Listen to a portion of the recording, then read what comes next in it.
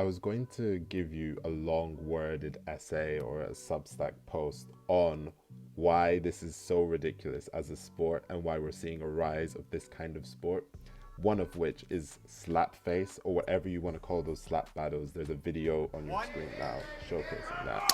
And I think this risking health for entertainment isn't something that's random. I think it's historically predictable, especially at times when you're facing economic pressures or there's institutional distrust, limited upward mobility. The body tends to be used as entertainment.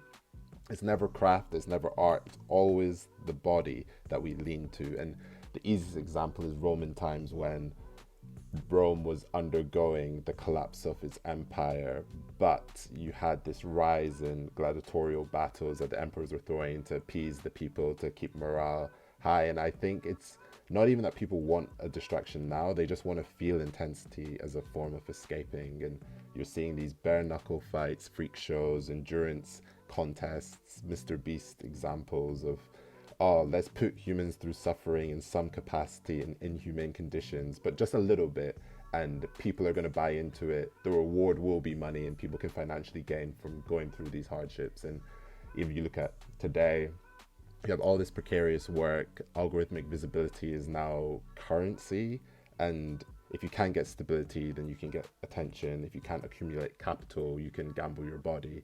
So when institutions stop protecting bodies, it looks like culture wants to consume them, and pain is never the point. Legibility is, and like, run it straight. It's not a game. You know, I've played rugby, people play all these kind of contact sports. It's just people running at each other, and the desired outcome is someone to get concussed, nothing else. Even like the slap challenges, it's not necessarily humor. People want to see someone hurt, and they want to see someone close to death.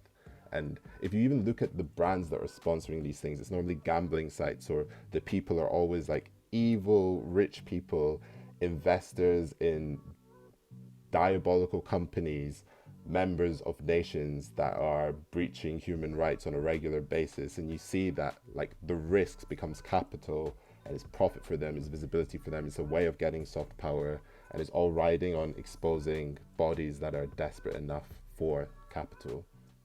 Spectacles always feel fun, but it spikes right before systems tend to change or even break.